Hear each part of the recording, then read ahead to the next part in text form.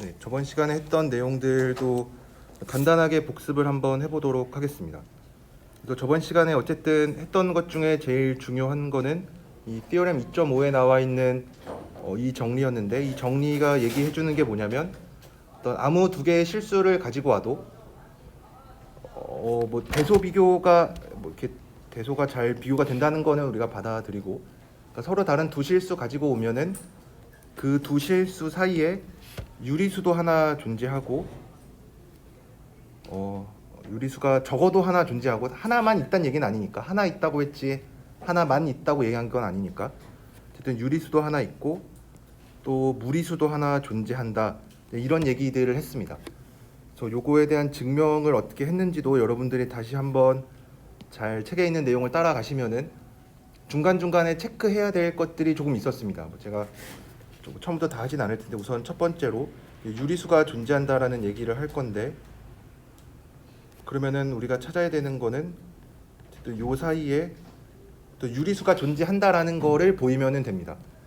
그러면 우리가 이때 어떻게 했었냐면은 우선 두 가지로 나눴었는데, 첫 번째로 b가 0보다 큰 경우, 작은 경우로 나눠서 했는데, 등호는 어디다 넣어도 상관없고, 0보다 큰 경우, 크거나 같은 경우를 해결하면은 0보다 작은 경우는 어렵지 않게 바로 해결을 할 수가 있었고, 이제 그거 이따가 다시 얘기를 할 거고, b가 0보다 크거나 같은 경우에서는 이제 또 두 가지로 나눌 수가 있었는데, b가 유리수인 경우랑 b가 무리수인 경우로 나눠서 생각을 했어요. 그래서 b가 유리수라면은 여기서 우리가 유리수가 하나 존재한다라는 얘기를 할 건데, 앞으로 여러분들이 특히 해석학 관련해서는 뭔가 존재한다, 유일하게 존재한다, 적어도 하나 존재한다, 이런 류의 어떤 존재성 관련된 거를 증명할 일이 많을 겁니다. 그래서 존재한다라는 걸 보일 때 구체적으로 여기서처럼 여기서 어떻게 했었냐면은 이제 요거를 만족하는 유리수를 하나 직접 잡았어요. 그러니까 여기서는 R이 정확히 뭔지도 알고 있는 거죠. 하나가 적어도 하나 존재하기는 하는데 그게 뭔지도 알려주는 증명인데, 나중에 가다 보면은 존재하는데 그게 뭔지는 모를 때도 있어요. 어쨌든 서로 그렇게 두 가지 다른 방법이 있는데, 여기에서는 존재한다라는 거를 보일 때 구체적으로 뭔지까지도 보였어요. 그러니까 예를 들어서 저번 시간에 했던 바운디드이고 모노톤한 수열은 수렴한다 라는 거를 증명 비슷하게 했었는데, 그때도 수렴한다만 알지 수렴하는 값이 얼마인지에 대한 정보는 전혀 알고 있지 않았어요. 그러니까 만약에 수렴한다라고 했을 때 구체적으로 수렴값이 정확히 뭐가 된다라고 해서 증명을 해도 되겠지만, 그때는 그렇게 하지 않았었고, 여기에서는 어떤 유리수가 존재한다라는 걸 보이는데 구체적으로 유리수가 뭔지까지도 알 수 있는 이런 증명을 했어요. 근데 여기서 만약에 여러분들이 그냥 이렇게만 끝내면은 또 제가 과제 채점은 조금 깐깐하게 보지는 않을 거예요. 그냥 조금 논리의 비약이나 약간 잘못된 게 있어도 그냥 넘어갈 텐데, 시험에서는 조금 더 깐깐하게 채점을 하려고 합니다. 그래야지 이렇게 등수가 잘 나뉠 테니까. 그러니까 만약에 여기서 여러분들 그냥 뭘 하나 언급하지 않고 넘어가면은 안 되는데, 얘가 유리수인 거를 반드시 언급을 해줘야겠죠. 사실 당연한 거기는 합니다. 왜냐하면 b도 유리수고 10의 n제곱분의 1 하는 것도 n이 자연수일 거니까, 얘도 당연히 유리수니까 유리수에서 유리수 뺀 거 유리수인 거 당연하긴 하지만 언급을 꼭 해줘야 됩니다. 그래서 이런 거 언급을 잘 해줘야 되고, 또 만약에 b가 유리수가 아닌 경우에 대해서는 또 비슷하게 어떤 걸 하나 가지고 왔는데, 이거의 n번째 트렁케이션이라고 하는 요거를 가지고 왔습니다. 그래서 얘가 이렇게 되는 것도 여기서는 조금 더 따지자면은 정말로 얘가 b보다 작은지도, 그러니까 이 부등식을 만족하는지도 당연히 확인을 해야 되고, 이거 자체가 n번째 트렁케이션 얘가 유리수인 것도 당연히 한번 언급을 해줘야 됩니다.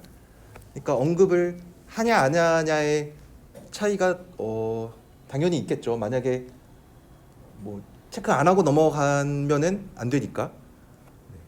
그래서 언급을 하고 왜 그런지에 대한 이유도 간단하게 적어주면 좋겠죠. 그래서 답안을 작성할 때는 그렇게 조금 좀 엄밀하게 누가 봐도, 그러니까 내가 나중에 다시 봤을 때도 납득이 가고 뭐 옆에 있는 친구가 봤을 때도 납득이 간다.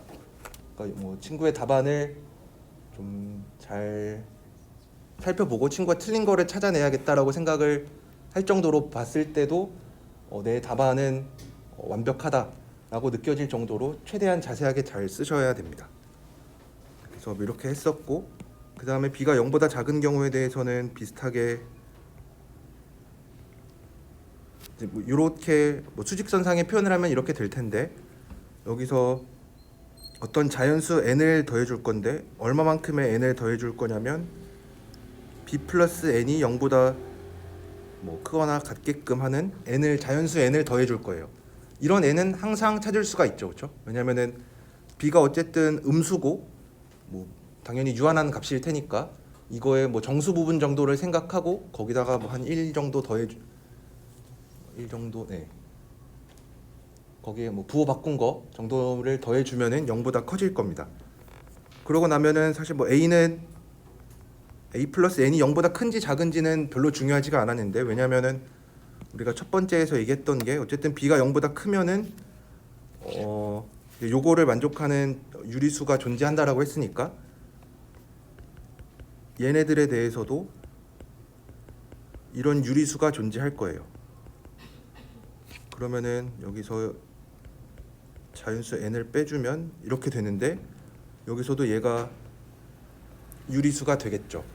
그래서 얘를 유리수로 만들려고 얘를 0보다 크게끔 만들어 줬는데, 사실 0보다 크게 만들어 준 이유는 우선은 앞에서 우리가 0보다 큰 경우에 대해서 했으니까 b가 0보다 작은 거를 0보다 크게 만들어 주면은 앞에 있는 거를 써먹을 수가 있어요.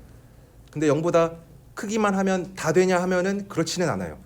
여기다가 꼭 자연수를 더해서 0보다 크게 만들어 줄 필요는 없죠, 그렇죠? 어떤 만약에 여기서도 0보다 크게 만들어 주기만 하면은 될 것 같으니까 여기다가 어떤 a라는 무리수를 더한다. 이래도 0보다 크게끔 할 수가 있겠죠. 근데 이렇게 했을 때 문제점이 뭐냐면, 이렇게 했을 때 문제점은 그러면은 b 플러스 a가 어쨌든 0보다 크니까 이 사이에 어떤 유리수가 존재할 거다. 그래서 양변에 a를 빼주면 이렇게 되는데, 얘가 유리수라고 보장은 못 하겠죠, 그렇죠? 왜냐하면 무리수를 뺐으니까. 유리수에서 무리수를 빼면은 유리수가 안 되겠죠, 그렇죠? 얘는 유리수가 아니게 될 거니까. 그래서 우리가 자연수 n을 더해준 이유는 나중에 n만큼 뺐을 때 얘가 다시 유리수가 되게끔 해주기 위해서 자연수를 더해준 겁니다. 자연수 말고 좀 더 복잡하게 하고 싶으면 어떤 유리수를 더해줘도 상관은 없겠죠. 0보다 크게끔 만들어주는 유리수를 하나 더해주면 되니까. 근데 굳이 그렇게 할 필요 없이 그냥 어떤 이거의 정수 부분 정도를 생각하면은 b 플러스 n이 0보다 크게끔 잡아주는 거는 어렵지 않으니까. 그래서 이런 식으로 증명을 했었습니다. 그래서 두 번째로 무리수가 존재한다는 거에 대한 증명도 거의 저거랑 비슷하게 했었는데, 우리가 유리수가 존재하는 거는 이미 알고 있으니까 요 사이에 유리수 하나 끼워 넣는 거는 이제 가능하다는 거 알고 있고, 근데 여기다가 뭐를 하나 더 끼워 넣을 거냐, 우리가 무리수가 존재한다라는 거를 얘기를 해주고 싶으니까 요 사이에다가 이 정도가 되는 애를 항상 끼워 넣어주게끔 하는, 그러니까 요 부등식을 항상 만족하게끔 하는 요 자연수 n을 잡을 수가 있었어요. 요거는 항상 잡을 수 있는 이유가 요 부등식이랑 똑같은 부등식이 뭐냐면 n분의 루트 2가 b-r보다 작다는 거고, 얘랑 똑같은 거는 n이 b-r분의 루트 2보다 크다니까, b-r은 항상 0보다 크니까 얘 자체는 당연히 우변에 있는 건 양수일 거고 0보다 클 거고, 요거를 만족하는 이것보다 큰 자연수 n은 항상 잡을 수가 있겠죠.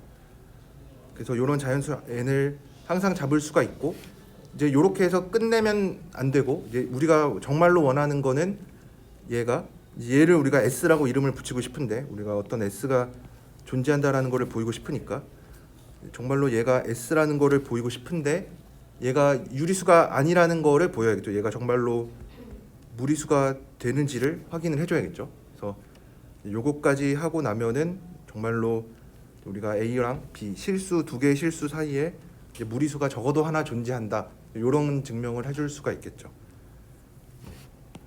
그래서 이제 이런 류의 증명도 여러분들이 아마 처음이면은 좀 익숙하지 않겠지만 좀 많이 좀 증명을 잘 살펴보다 보면은 이제 이런 증명도 어렵지 않게 잘 이해하실 수 있을 거라고 생각합니다. 혹시 질문 있으신가요? 네, 질문 있으시면은 좀 자유롭게 그냥 편하게 하셔도 됩니다. 네, 편하게 잘. 네. 그래서 여기까지가 어쨌든 저번 시간에 한 내용이었고, 그 다음에 몇 가지 부등식에 대해서 여기서도 또 책에서는 이런 기호를 쓰는데 저는 이 기호가 그렇게 익숙하지 않고 여러분들도 굳이 이 기호에 익숙해지려고 하시기보다는 그냥 이거를 풀어서 쓴 요거에 익숙해지는 게 더 좋을 거라고 생각합니다. 네, 이게 뭐 이렇게 쓰는 게 전 세계적인 스탠다드니까 그러니까 뭐 굳이 그거를 안 따라갈 필요는 없겠죠. 그래서 뭐 이런 부등식들이 다 성립한다는 건데 이것도 뭐 어렵지 않게 보일 수가 있습니다. 그러니까 만약에 첫 번째 있는 이 트랜지티브 로우라는 거를 보면은 그러니까 결국 보여야 되는 거는 A-C가 이제 뭐보다 작다. 이 뭐 엡실론 더하기 엡실론 프라임보다 작다라는 거를 보여야 되니까 우리가 증명을 할 때 해나가야 되는 방향은 얘가 뭐보다 작은 건데 그래서 이쪽을 이제 계속 채워 나가면 되겠죠. 그래서 여기를 어떻게든 잘 채워서 아 그게 얘보다 작다라는 거를 보이면 됩니다. 그래서 이제 요 이제 빈칸에 있는 부분을 채워야 되는데 이거를 채울 때 우리가 사용할 수 있는 거는 A-C가 뭐 어떻다 이거를 이용해야 되는데 어쨌든 B가 들어가 있는 식을 이용을 해야 되니까 왜냐면 우리가 알고 있는 정보는 두 가지밖에 없죠. 요거 두 개밖에 없으니까 어쨌든 요거 두 개를 이용해야 되는데 그러기 위해서 양변에 B를 더하고 빼줍니다. 이거는 등식이죠, 그렇죠? B를 그냥 더해주고 뺀 거니까. 근데 우리가 뭘 알고 있냐면 절대값에 대해서 부등식을 이렇게 쪼갤 수가 있었죠, 그렇죠? 그래서 얘를 이렇게 쪼개고 나면은 이제 앞에 있는 저 얘가 엡실론보다 작고 뒤에 게 엡실론 프라임보다 작으니까 이렇게 된다라고 보일 수가 있습니다. 네, 뭐 이것도 뭐 당연한 얘기를 되게 좀 길게 얘기하고 있는데 어쨌든 우리가 앞으로 계속 부등식을 증명해야 될 일이 정말 많을 텐데 이제 뭐가 뭐보다 작다. 예를 들어서 A가 B보다 작다라는 거를 보이고 싶으면은 어쨌든 건드려야 될 거는 주로 A를 많이 건드려야 됩니다. A를 잘 열심히 조작해서 A가 뭐보다 작고 또 뭐보다 작고 또 뭐보다 작아서 아 결국은 요게 B보다 작다. 요런 거를 많이 만나게 될 겁니다. 네, 그래서 뭐 요런 류에 대한 증명도 기억하시면은 좋고 또 마지막에 있는 에디션 로라고 하는 것도 결국은 여기서 얘를 뺀 게 이제 뭐보다 작다라는 거를 보여야 되니까 얘도 잘 보면은 얘를 다시 쓰면은 A-A 프라임 B-B 프라임으로 적을 수가 있고 그러고 나면은 이 삼각 부등식에 의해서 얘를 이렇게 쪼갤 수가 있고 쪼개고 나면은 각각이 이렇게 되니까 이런 거를 잘 보일 수가 있다. 사실 뭐 이거 되게 당연한 것처럼 보이지만 여러분들이 나중에 뭐 어떤 명제를 이제 증명하려고 볼 때 이런 것들이 잠깐씩 잘 안 떠오를 때가 있습니다. 이런 삼각 부등식을 결국 사실 우리가 사용해야 되는 부등식은 몇 개 없어요. 우리가 뭐 절대 부등식이라고 해서 항상 성립하는 부등식들이 있죠. 뭐 삼각 부등식이라든지 아니면은 뭐 산술 평균, 기하 평균, 조합 평균 뭐 이런 것들 아니면 좀 더 나아가면은 뭐 코시-슈바르츠 부등식 정도. 그러니까 절대 부등식들은 사실 사용할 수 있는 게 그렇게 많지는 않아요. 그래서 이런 좀 당연한 류의 부등식들을 잘 활용하는 거를 잘 익숙하게 좀 하셨으면 좋겠습니다. 그래서 여기까지가 2.5절에 대한 내용이었고 이제 여기 2장에서 제일 중요하게 하고 있는 얘기가, 보통은 제일 중요한 얘기가 뒤에 많이 나오죠. 앞에서 차근차근 빌드업을 해 나가고 마지막으로 하고 싶은 얘기는 2.6절에 있는 내용인데, 앞으로 우리가 어떤 류의 이 특별한 용어를 좀 많이 만나게 될 거냐면, 충분히 큰 n에 대해서, 충분히 큰 자연수 n에 대해서 뭐 이런 것들이 어떤 명제가 성립한다, 이런 얘기들을 많이 하려고 합니다. 그러니까 이거는 뭐 우리말로 하면은 뭐 충분히 큰 n에 대해서, 충분히 큰 n에 대해서. 그리고 이거는 책에서도 뭐 조금 얘기를 하고 있기는 한데, 우리가 보통 n이라고 쓰는 거는 대체로 다 자연수를 뜻합니다. 네. 이거는 뭐 사실 뭐 문제를 풀 때나 뭐 시험 문제를 내거나 뭐 교과서를 쓸 때나 되게 정확하게 얘기를 해줘야 되는 부분에서는 n이 자연수다라고 얘기를 해야겠지만, 보통은 뭐 수업 시간이라든지 여러분이 뭐 과제를 풀어서 제출할 때라든지 굳이 n이 자연수다라고 언급을 하지는 않아도 됩니다. 네. 그냥 우리가 중고등학교 때부터 n은 자연수에 많이 얘기를 했었죠.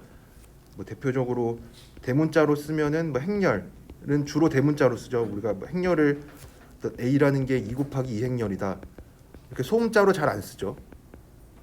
써도 아무 문제는 없는데 우리가 주로, 그렇죠? 주로 쓰는 거는 이런 거니까. 그래서 그런 몇 가지 관습들 중에 하나가 n이라고 쓰면은 대체로 자연수를 뜻한다. 그래서 뭐 여기서도 n이 뭐 굳이 자연수가 아니어도 되기는 하지만, 어쨌든 주로 n은 자연수에 많이 할당을 해줍니다. 그래서 우리가 충분히 큰 n에 대한 얘기를 왜 할 거냐면, 우리가 결국 관심이 있는 거는 수열의 극한이었어요. 수열이 있을 때, 이런 an이라는 수열이 있을 때 얘가 언제 수렴하는지, 언제 발산하는지, 이런 것들에 대해서 관심이 있어요. 근데 수열이라는 게 어쨌든 n이 점점 커지면은 이제 어딘가에 가까이 가기를 원하는데, 그럴 때 우리가 직관적으로 알고 있는 것도 처음에 몇 개의 n이 어떻게 되는지는 크게 관심이 없어요. 그렇죠? 왜냐, n이 무한대로 가고 있으니까 앞에 뭐 한두 개 항 정도는 좀 많이 달라도, 그러니까 만약에 정말로 an이 n분의 1이라는 수열이 있고, 또 bn이라는 수열은 만약에 뭐 n이 100보다 작거나 같을 때는 뭐 n 제곱이라고 주고, n이 100보다 클 때는 n분의 1로 줍니다. 그러니까 an과 bn의 차이라고 하는 거는 101번째 이후부터는 완전히 똑같은 수열이고, 다만 1부터 100까지는 an이랑 bn이 조금 달라요. 근데 여기서 뭐 당연히 an의 극한이 0인 거는 알고 있고,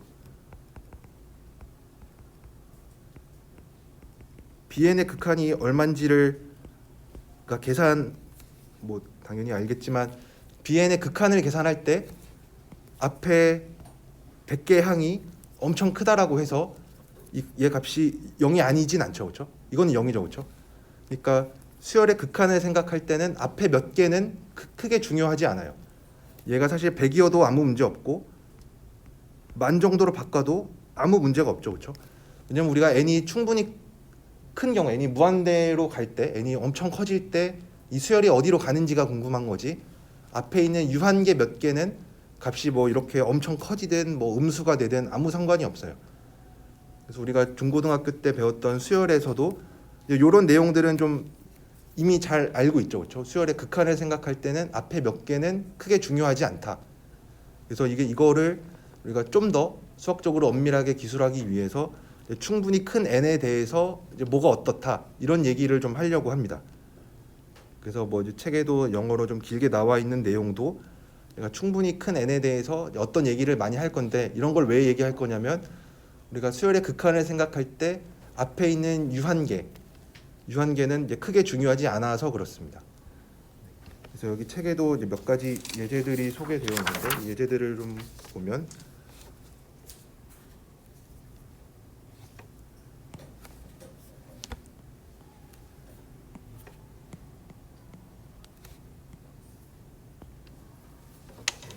이제 2.6의 a를 보면 an이 n제곱 마이너스 2분의 5n, n 이상일 때 AN의 절대값이 1 이하가 되는 거는 n이 언제부터냐? 언제부터 AN의 절대값이 1보다 작아지느냐? 뭐 이런 거를 물어봤습니다. 뭐 우선 n이 2 이상이라 그랬으니까 A2 한번 계산해 보면은 2분의 10이니까 5. 3는 7분의 15.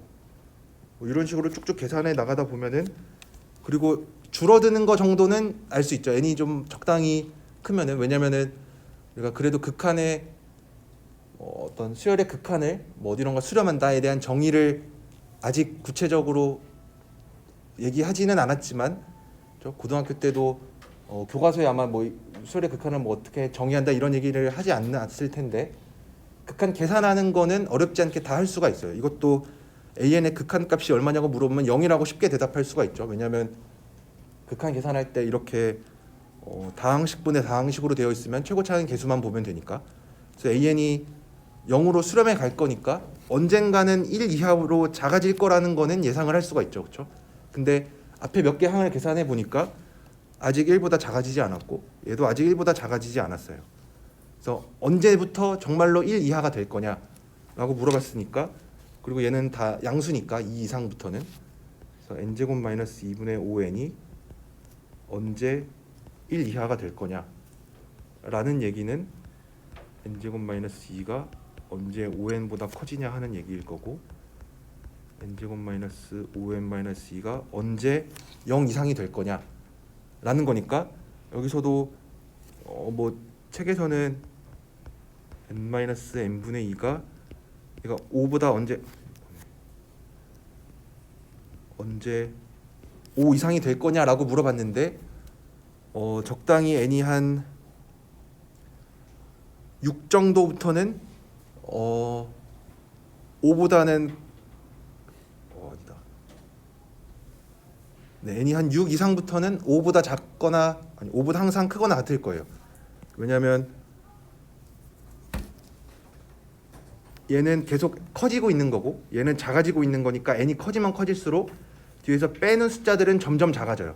그러니까 n이 한 5일 때는 5-5분의 2니까 5 이상일 거고, n이 6일 때도 6 빼기 6분의 2니까 얘도 당연히 6보다 클 거고, 그러면 5보다 클 거고. 그래서 대충 한 n이 적어도 한 6 이상부터는 항상 이런 부등식이 성립을 할 거고, 뭐 그게 이거고 그게 이거고. 그래서 n이 6 이상부터는 AN이 1 이하다라고 얘기를 할 수가 있습니다.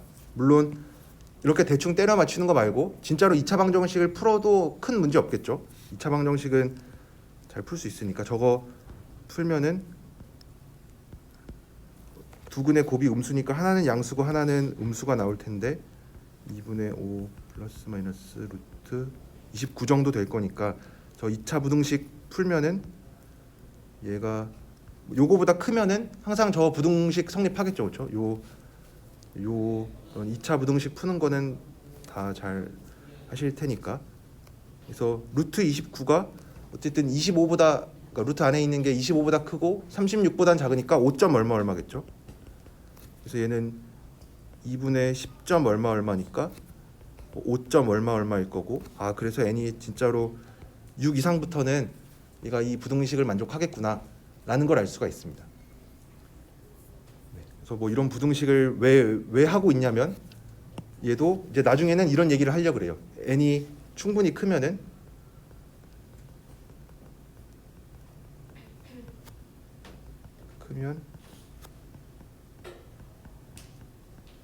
이거다라고 얘기를 하고 싶어서 그래요.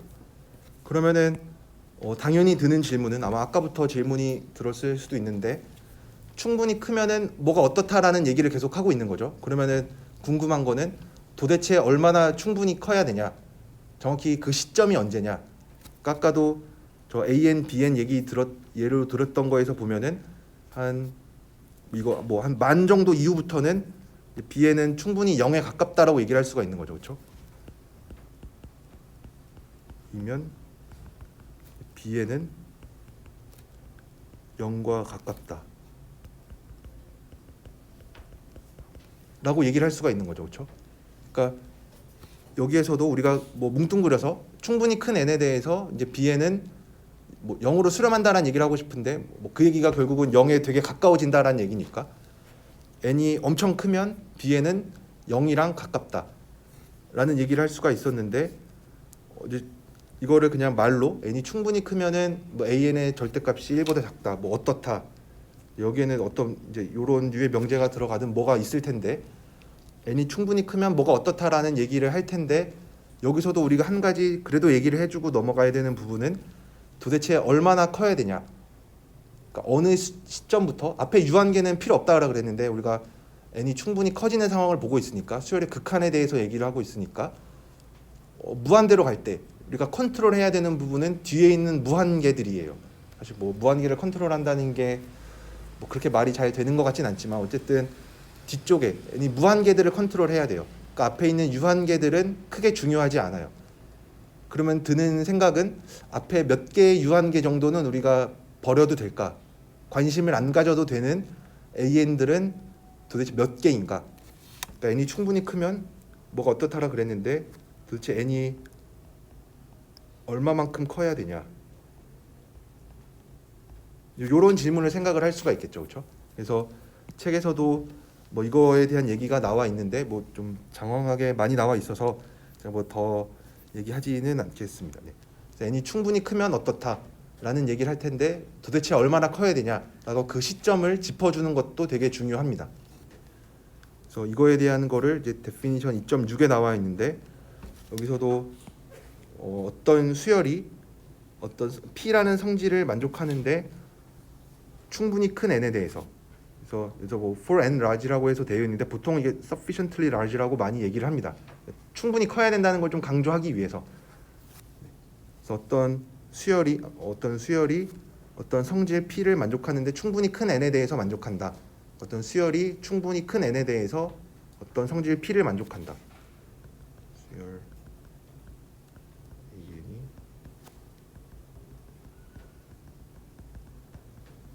큰 n에 대해서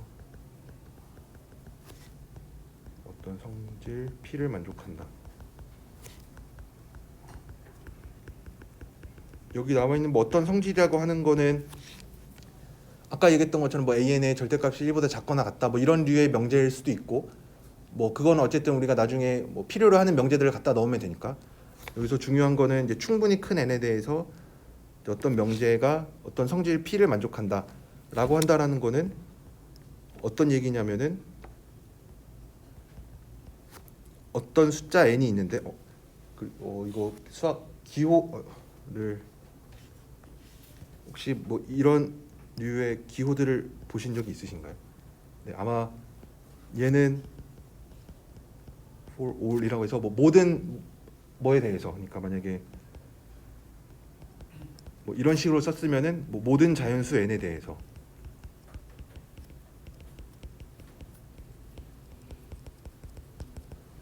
그러니까 모든으로 우리가 그냥 읽어주면 되는 거고 이것도 아마 제 기억에 맞다면 이 all의 a를 뒤집어서 만든 글자인 걸로 알고 있습니다. 그 다음에 얘는 이거 뭐 존재한다.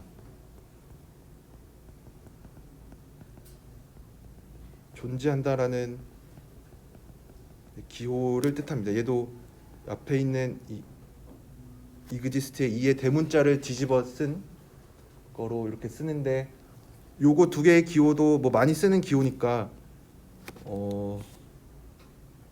사실 뭐 이런 기호들을 쓰는 게 뭐 좋다 나쁘다 이런 건 없지만 되도록이면은 뭐 안 쓰는 게 좋긴 하지만 뭐 말로 잘 풀어서 적으면 되니까. 근데 요거 두 개 정도는 정말 많이 쓰는 기호여서 여러분들도 아마 다음 시간쯤에 뭐 수열의 극한에 대해서 정의를 할 텐데 이제 그때부터는 이제 매번 막 뭐 모든 뭐 이런 거 말을 계속 적는 게 귀찮아지면은 이런 기호들을 많이 쓰게 되실 겁니다. 그래서 여기서도 또 충분히 큰 n에 대해서 어떤 성질 P를 만족한다라는 얘기가 뭐냐면 어떤 자연수가 존재해서 사실 여기서도 그냥 넘버라고만 했지 얘가 자연수일 필요는 없습니다. 근데 보통 자연수로 얘기하는 이유는 수열을 우리가 첫 번째, 두 번째, 세 번째, 네 번째 이 AN에서 N을 보통 자연수로 많이 얘기하죠.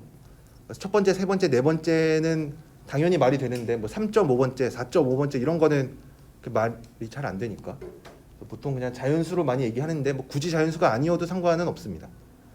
어떤 숫자 n이 존재하는데 어떤 성질을 만족할 거냐면은 an이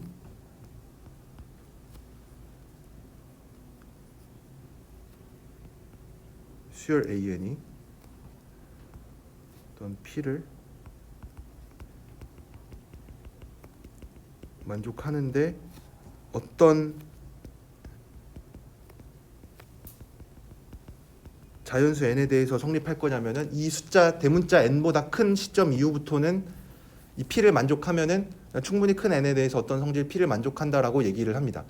아까 제가 얘기했던 거랑 똑같은 얘기인데 충분히 큰 n에 대해서 어떤 성질이 성립한다라는 얘기는 어느 시점 이후로부터는 다 된다.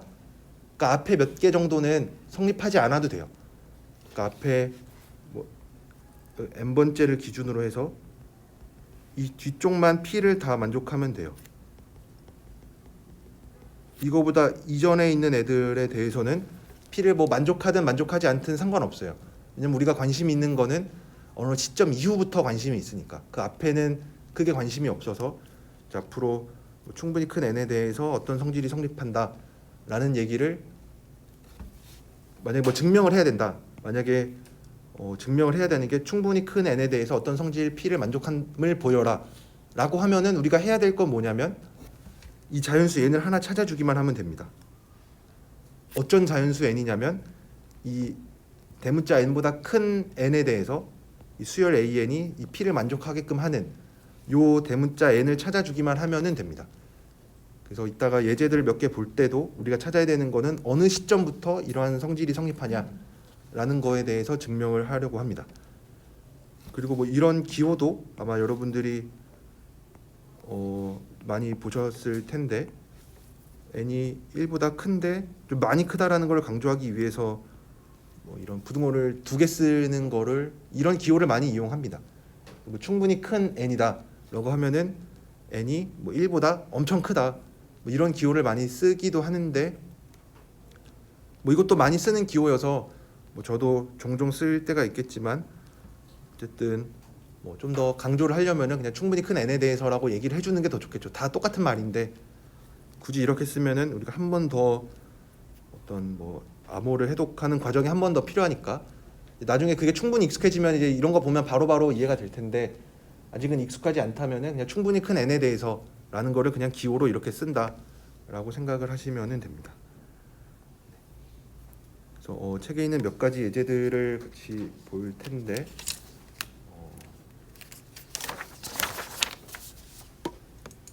예제 2.6의 C를 보면 어떤 수열이 있는데 어떤 수열이냐면 사인 n분의 10이 감소하는데 충분히 큰 n에 대해서 감소함을 보이래요. 그래서 우리가 이제 타겟으로 하는 수열은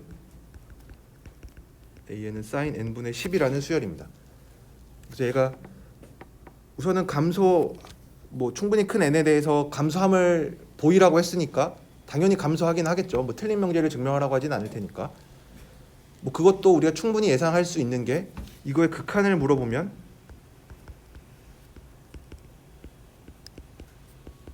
얼마인지 알 수 있죠. 그렇죠? 이거는 뭐 0이라고 바로 대답을 할 수가 있죠. 뭐 이거에 대한 증명이라든지 뭐 구체적인 증명까지는 아니어도 뭐 풀이를 해보라고 하면은 이 안에 있는 n분의 10이 n이 충분히 커지면 0으로 가니까 얘는 사인 0으로 갈 거여서 사인 0은 0이니까 0으로 수렴한다.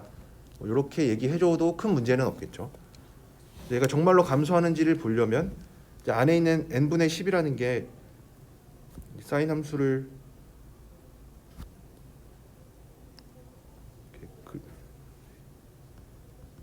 여기가 2분의 파이고 얘가 파이니까 얘가 대충 3.14 얼마고 얘가 1.57 얼마일 테니까 그리고 요 사인 n분의 10이라는 게 얘는 n이 커지면은 감소하는 애죠. 그렇죠?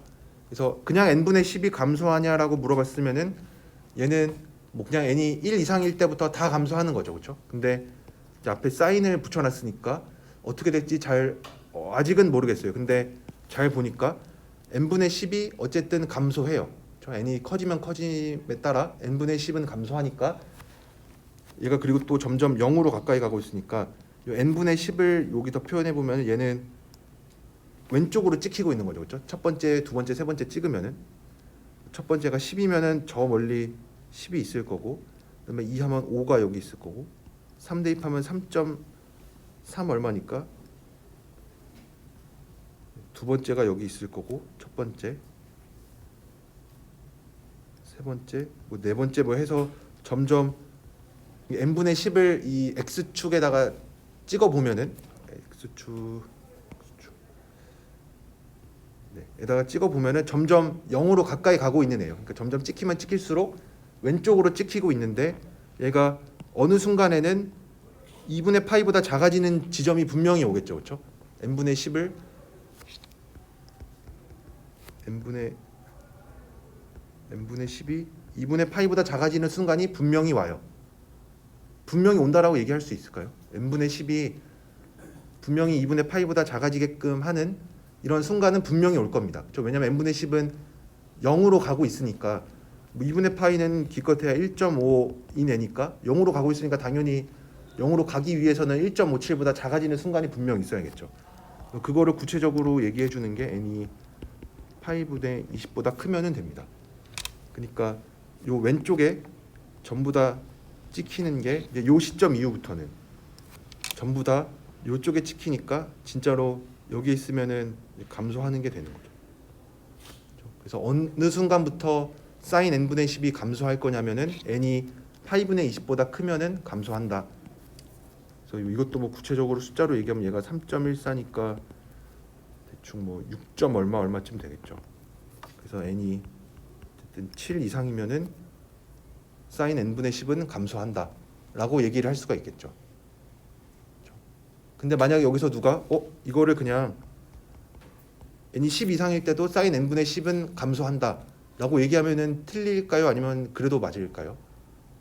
그래도 맞겠죠, 그렇죠? 왜냐면은 7 이상이면은 감소하니까 7보다 큰 숫자를 얘기해도 아무 상관이 없어요. 뭐 7이든 10이든 100이든 만이든 뭐 어떤 걸 얘기해도 상관없어요. 그러니까 우리가 아까 앞에서 어떤 자연수 n이 존재하는 거를 보이기만 하면 되지 꼭 얘를 최선을 다해서 찾을 필요는 굳이 없어요. 일 필요는 없어요.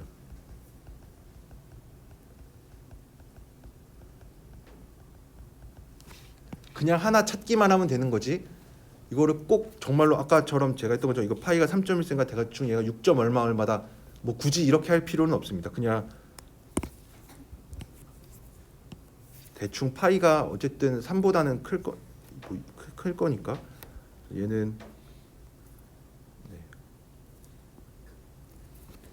그렇게 그냥 넉넉 잡아서 얘기를 해줘도 되고 뭐 여기서처럼 뭐 최선을 다해서 찾으려고 해도 되고 뭐 그거는 뭐 각자의 취향에 따라 다른 겁니다.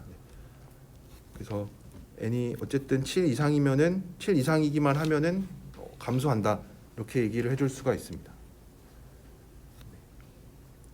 그 다음에 예제 2.6D도 보면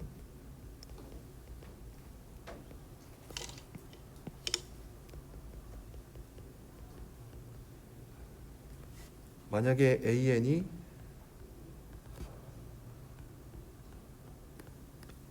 위로 6회인데 충분히 큰 n에 대해서 위로 6회래요. 그랬을 때 보이라는 게 뭐냐면 그냥 AN이 바운디드 어버 위로 6회임을 보이래요. 그러니까 이거를 말로 얘기하면은 충분히 큰 n에 대해서 6회이기만 하면은 그냥 수열 AN은 6회다.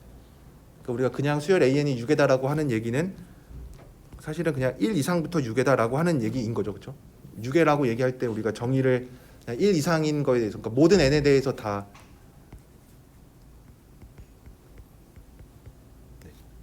구체적으로 적으면은 충분히 큰 n에 대해서 6회이기만 하면은 모든 n에 대해서 다 6회다 라고 하는 얘기인데 이것도 생각을 해보면은 생각을 해보면 우선은 우리가 이용해야 되는 거는 AN이 충분히 큰 n에 대해서는 유괴라고 했으니까 우리가 어떤 숫자 n이 존재하는데 어떤 숫자 n이냐면은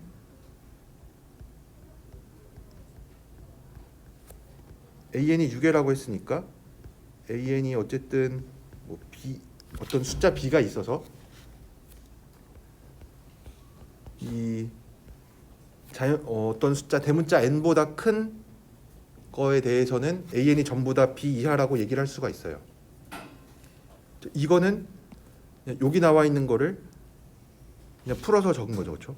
정의를 이용해서 이렇게 적은 겁니다.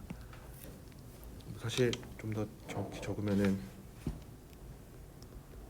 두 개의 숫자가 존재하는 거죠.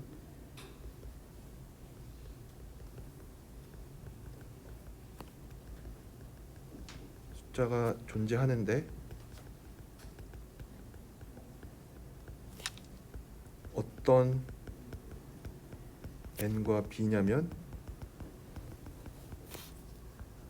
n이 대문자 n보다 크기만 하면은 AN이 b 이하가 되는 이런 얘기인 거죠, 그렇죠? 여기서 대문자 n이라는 n은 어디서 나왔냐면은 for large n이라는 거에서 나왔고 이 숫자 b라는 건 어디서 왔냐면 얘가 bounded above라는 거에서 나왔어요. 그래서 n과 b라는 숫자가 존재하는데 어떤 n이랑 b냐면 n번째 이후로 대문자 n번째 이후로는 이 수열 AN들이 전부 다 b 이하가 되게끔 하는 요 두 개의 숫자가 존재해요. 그러면 이제 우리가 보여야 되는 거는 이제 모든 n에 대해서 얘네가 다 b 이하라고 그러니까 b 이하일 필요는 없죠. 이제 유괴인 것만 보이면 되니까. 그래서 어떻게 생각을 할 거냐면 어쨌든 n번째 이후로는 n 플러스 1번째, n 플러스 2번째, 플러스 3번째 그 뒤로 무한히 나갈 거고 앞에 뭐가 있을 거냐면 A1, A2 해서 이렇게 있을 거예요. 그래서 이 얘네들이 전부 다 유괴임을 어떤 숫자보다 작다라는 거를 보이고 싶어요. 근데 만약에 이것도 되게 당연한 얘기인데 어떤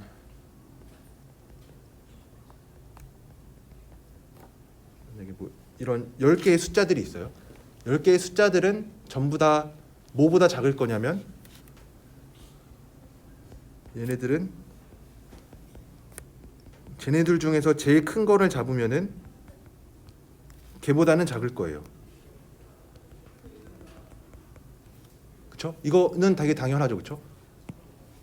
만약에 뭐 10명의 성적이 있는데 걔네들의 성적은 그 10명의 성적 중에서 제일 점수가 높은 애보다는 다 작거나 같겠죠. 그렇죠?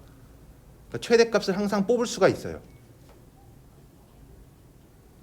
그렇죠? 어떤 10개의 숫자 중에서 제일 큰 거 하나 잡으면은 나머지 숫자들은 당연히 걔보다 다 작겠죠.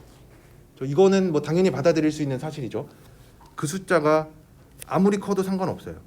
뭐 1000개든 10,000개든 숫자가 유한개만 있으면은 최대값을 뽑을 수가 있어요. 근데 문제가 되는 건 뭐냐면은 이게 무한히 많을 때에도 최대값을 뽑을 수 있느냐라고 물어보면은 그렇진 않을 수 있어요. 왜냐면 무한히 많은 숫자인데 걔네가 무한히 커지고 있을 수도 있으니까.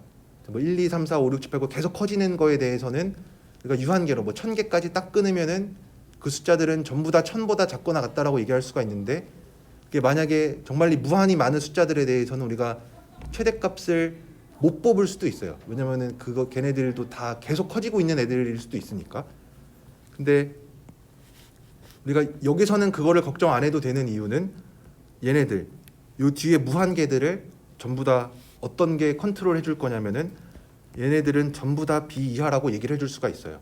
왜냐하면 우리가 충분히 큰 n에 대해서는 얘네가 전부 다 b 이하라고 했으니까. 그리고 충분히 큰 n에 대해서 어떤 성질 p가 성립한다. 충분히 큰 n에 대해서 얘네가 전부 다 b 이하라고 했던 거는 어떻게 보면 이 무한계들을 컨트롤할 수 있게 해줬어요. 근데 남은 건 뭐냐면 남은 거는 여기 있는 유한계들 뿐인데 A1부터 A2, A3 해서 AN까지 있을 텐데 얘네들은 다 뭐보다 작을 거냐면 당연하게도 얘네들 중에 제일 큰 거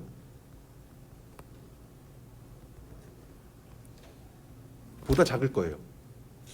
그렇죠? 이건 유한계니까 우리가 항상 이런 거를 할 수가 있죠. 유한계니까 최대값을 뽑을 수가 있어요. 무한계에서는 꼽을 수가 없었는데 유한계에서는 이런 거를 항상 뽑을 수가 있어요. 그러고 나니까 그러면은 여기 나와 있는 이 전체는 뭐보다 작을 거냐면 우리가 이 전체들을 크게 두 부분으로 나눴는데 앞에 있는 애들은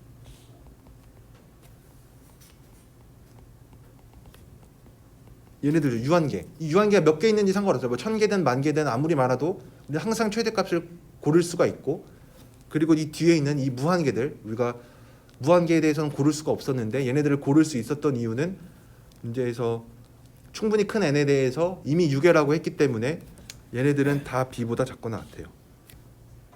그래서 우리가 새로 얘를 뭐 b'이다 라고 얘기를 해주면은 그러면은 이제 정말로 a에는 모든 n에 대해서 이 b'보다 작거나 같다라고 얘기를 해줄 수가 있겠죠. 네. 그래서 여기서 했던 얘기 이러한 테크닉이라고 부르긴 좀 그렇지만 충분히 큰 n에 대해서 이제 뭐가 성립한다라는 거를 좀 직관적으로 잘 이해할 수 있는 좀 예제라고 생각을 합니다. 그러니까 우리가 무한계를 컨트롤하는 거는 쉽지 않아요. 여러분들 요거는 좀 잘 이해를 하고 계셨으면 좋겠습니다. 무한계에 대해서 어떤 뭐 연산을 하거나 뭐 개수를 세거나 이런 것들은 항상 어려워요. 왜냐하면은 뭐 급수 같은 거로 예로 들어봐도 1부터 만약에 1부터 뭐 1000까지 n 세제곱분의 1을 다 더해라 라고 하면 이거는 더할 수 있어요. 이거는 뭐 직접 손으로 해도 뭐 언젠가는 할 수 있겠죠. 그리고 뭐 계산기를 이용해서도 언젠가는 답을 낼 수가 있어요. 근데 조금 더 고민을 해야 되는 부분은 이거를 무한계 더하면은 얘가 어떻게 될 거냐, 뭐 어떤 값이 있을 거냐 아니면은 발산할 거냐라고 물어보면은 바로 대답은 할 수가 없겠죠. 뭐 수렴할 수도 있고 발산할 수도 있고, 지금 얘가 이런 거에서 그렇지 뭐 진짜 더 복잡하게 막 뭐 이렇게 주고 여기서 뭐 n 4제곱에 뭐 코사인 안에 n 제곱 뭐 이렇게 주고 이거 값이 얼마냐라고 물어보면은 당연히 바로 안 떠올라요. 근데 이 작업을 뭐 100까지 더해봐라라고 하면은 그냥 차례차례 다 더해주면 됩니다. 그러면 값을 당연히 찾을 수가 있어요. 그래서 유한계에 대해서 우리가 더하거나 곱하거나 빼거나 하는 거는 보통은 문제가 되지 않아요. 근데 여전히 문제가 되는 거는 무한 번 더했을 때는 우리가 되게 고민할 게 많아요. 그래서 여기서도 마찬가지로 이 무한계들에 대해서 얘네가 뭐보다 작거나 같다라는 거를 얘기하기가 사실은 쉽지 않은데, 그러니까 여기서 모든 n에 대해서 뭐 모든 n이라는 게 결국은 n이 엄청 많다는 얘기죠. 무한계 n에 대해서 얘네가 전부 다 유계다라고 하는 얘기를 보이는 게 쉽지는 않은데, 여기서 이거를 해낼 수 있었던 이유는 충분히 큰 n에 대해서 이미 유계다라는 걸 알고 있으니까, 그러면은 뒤에 무한계는 이게 해결을 해줬으니까 앞에 유한계만 잘 컨트롤하면 되겠다. 근데 유한계 컨트롤하는 거는 이렇게 어렵지 않게 할 수 있으니까 그러면은 이 뒤에 있는 것들은 아까 앞에서 얘기했던 충분히 큰 n에 대해서 성립한다는 걸 이용해서 처리하고 나머지 유한계에 대해서만 이렇게 처리를 하면 되겠다라고 생각을 하면은 이제 앞으로 이런 류의 무한대를 처리하는 데 있어서는 크게 어렵지 않을 거라고 생각합니다. 또 요거랑 비슷하게 이거 내용이었고, 그래서 2.62에 있는 것도 마찬가지로 이것도 똑같은 얘기인데 두 개의 수열이 있는데 AN이랑 BN이 충분히 큰 n에 대해서 증가한대요. 그랬을 때 AN 더하기 BN도 충분히 큰 n에 대해서 증가함을 보이래요. 그러면 이제 우리가 뭘 해야 되는지, 그러니까 우리가 보여야 되는 게 뭐고 우리가 알고 있는 게 뭔지부터 잘 적어야 됩니다. 우선 알고 있는 것부터 적으면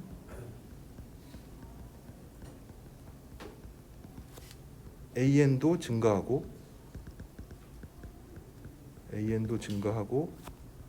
BN도 증가하는데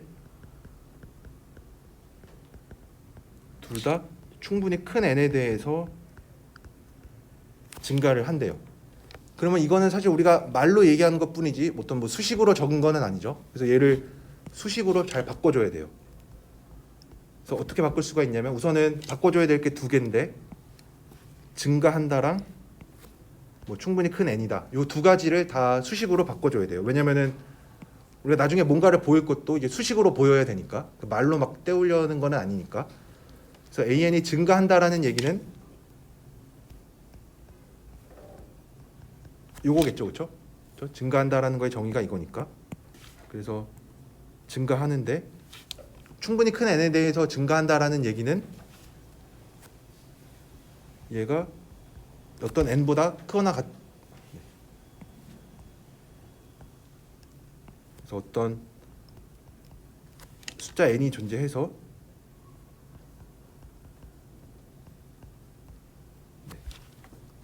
서치댓 이것도 앞으로 여러분들이 많이 쓰게 될 건데 뭐 수식해주는 말입니다. n이 존재하는데 어떤 n이냐면 뭐 d가 어떻게 된다. 아마 여러분들이 영어는 저보다 더 잘 하실 테니까 뭐 이런 뜻을 가지고 있는데 이것도 줄여서 가끔 많이 써서 S.T점으로 많이 쓰기도 합니다. 되도록이면 저도 안 쓰려고 노력을 할 텐데 뭐 쓰다 보면 혹시 이런 거가 나오면은 그냥 서치댓을 뭐 이렇게 간단하게 썼구나라고 생각을 해주시면 됩니다.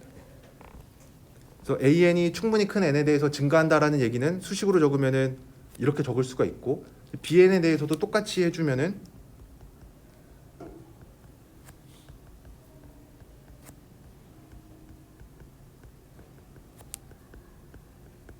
bn도 어떤 숫자 n이 있어서 n이 그 대문자 n보다 크기만 하면은 뭐 이런 bn이 bn 플러스 1보다 항상 작거나 같다라고 얘기를 해줄 수가 있습니다.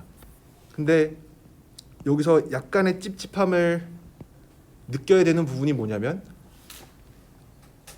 얘네 둘이 굳이 같을 필요가 있을까요? 그러니까 an도 충분히 큰 n에 대해서 증가할 거고 bn도 충분히 큰 n에 대해서 증가할 건데 걔네들이 증가하는 시점이 굳이 같을 필요는 없겠죠. 그렇죠? 뭐 예를 들어서 an은 한 10번째 이후부터 증가할 수도 있고 bn은 1000번째 이후부터 증가할 수도 있고 이 두 개가 다를 수가 있어요. 그래서 다를 수도 있으니까 뭐 기호도 다른 기호를 써주는 게 좋겠죠. 그렇죠?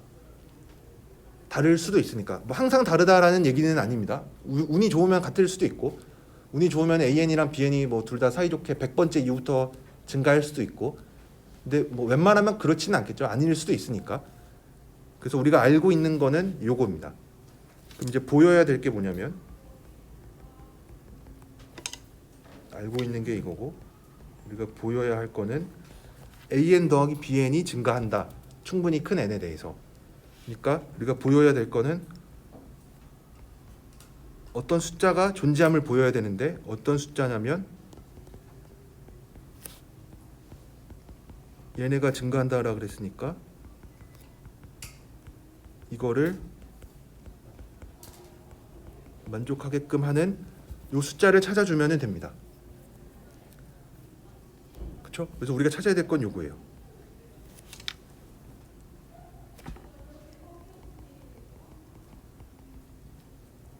찾아야 할 숫자. 이 명제를 성립하게끔 하는 요 숫자 네모를 찾으면 돼요. 근데 우리가 알고 있는 거를 이렇게 잘 조합을 해서 이제 보여야 되는 이 명제를 잘 증명하면 되는데 얘네들을 조합해 보면은 두 개를 더해 주면은 될 것 같죠, 그렇죠? 뭐 뒤에 뭐 어느 시점 이후부터 뭐가 어떻게 된다 이런 얘기는 잘 모르겠는데 얘네 둘을 우선은 더하면 될 것 같아요, 그렇죠? 여기 나와 있는 얘랑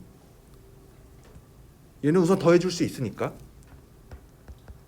그러면은 이렇게는 쓸 수 있어요. 근데 한 가지 언급을 해줘야 되는 부분이 뭐냐면 언제부터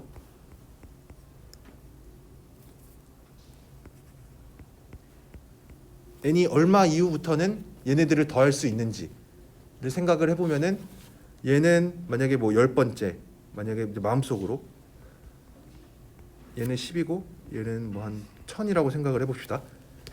뭐 n은 10번째 이후부터 뭐 이런 부등식이 성립하고 bn에 대해서는 n이 1000 이상일 때 이런 부등식이 성립해요.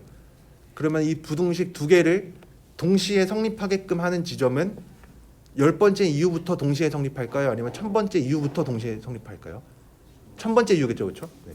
그래서 둘 중에 큰 거를 골라야 되냐, 작은 거를 골라야 되냐라고 물어보면은 큰 거를 골라주면 됩니다. 그래서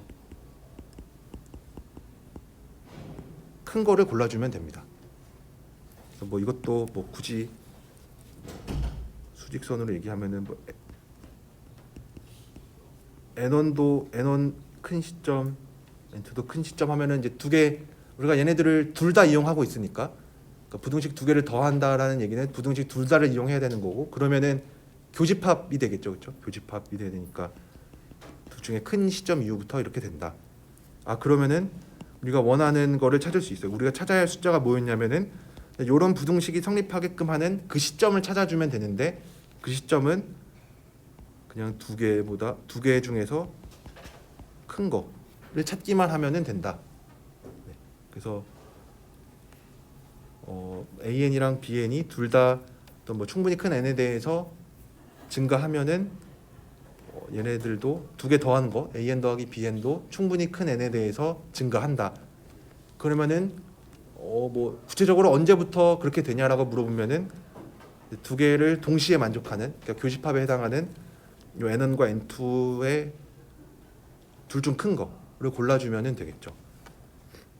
그래서 우리가 이 얘기를 왜 했냐면 우리가 앞에서 예전에 얘기했던 이 completeness property라고 해서 이 완비성에 해당하는 게 뭐였냐면 원래는 그냥 바운디드이고 모노톤이면 수렴한다라는 얘기를 예전에 했습니다. 예전. 그러니까 여기에서는 이제 어떤 수열이 있는데 이제 모든 n에 대해서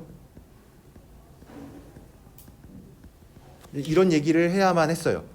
그러니까 모든 n에 대해서 첫 번째부터 다 유기여야 되고 첫 번째 항부터 다 모노톤해야 돼야만 했어요.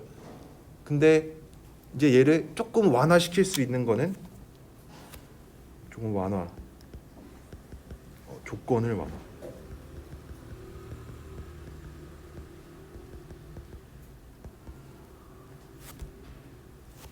할 수 있는 게 뭐냐면 어쨌든 유괴이고 단조 모노톤 해야 되는 건 맞는데 모든 n일 필요는 없다.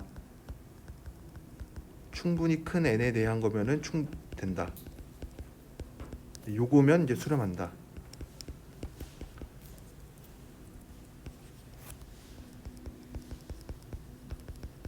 얘로 이제 조금 완화시킬 수가 있습니다. 그래서 달라진 거는 예전에는 모든 n에 대해서 AN이 어떻다라는 얘기를 해야만 했는데 이제는 모든 n일 필요는 없다. 충분히 큰 n에 대한 거면은 여전히 수렴성은 보장이 된다. 그래서 많은 수학 어떤 정리라든지 뭐 이런 거에서 주로 사람들이 관심 있는 거는 어떤 조건 하에서 뭐가 성립하냐. 만약에 뭐 평균값 정리다라고 하면은 막 만족해야 되는 것들이 몇 가지가 있었죠. 뭐 F가 어떻고 F 프라임이 어떨 때 뭐가 어떻다. 그래서 이 조건들이 많은데 이 조건들을 완화시키는 거에 대해서 사람들이 되게 관심이 많아요. 그러니까 똑같은 수렴성을 보장하는데 조건이 어떤 명제는 100개가 필요하고 어떤 명제는 한 2개 정도만 필요해요. 그럼 둘 중에 뭐가 더 좋은 정리냐라고 물어보면은 똑같은 거를 얘기하는데 뭐 조건을 100개나 만족해야 되면은 되게 힘들겠죠. 그러니까 조건이 적으면 적을수록 조건이 약하면 약할수록 더 좋은 정리라고 얘기를 할 수가 있어요. 뭐 정리가 좋다 나쁘다를 얘기하는 것도 좀 그렇긴 하지만 뭐 굳이 따지자면은 조건이 좀 약할수록 조건이 약해도 되게 강한 명제를 증명할 수 있으면은 그거는 되게 좋은 거예요. 그래서 여기서도 그러니까 예전에는 모든 n에 대해서 했던 얘기들을 이제 앞으로는 충분히 큰 n에 대한 것만 확인해 주면은 돼요. 그래서 만약에 뭐 사인 n분의 10 같은 것도 원래 얘는 당연히 유괴죠, 그렇죠? 뭐 사인은 안에 뭐가 있든지 간에 다 1 이하일 거니까 유괴인 거 맞고 감소하냐라고 물어보면은 사실 아까 얘기했던 거에 의하면 n이 한 7 이상부터는 감소했죠, 그렇죠? 언제부터 감소하면 7 이상부터는 감소한다. 그러면은 우리가 처음에 배웠던 정리로는 이 AN이 수렴한다는 얘기를 못 해요. 왜냐하면 모든 n에 대해서 다 감소해야만 수렴한다고 얘기를 했는데 AN은 좀 아쉽긴 하지만 앞에 몇 개 때문에 앞에 한 6개의 항 때문에 감소한다라는 얘기를 못 해요.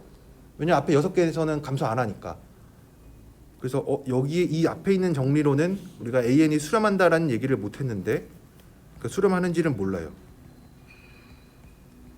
수렴하지 않는다라는 얘기랑은 다르죠, 그렇죠? 판정법 같은 거에서 뭐 모를 수도 있으니까.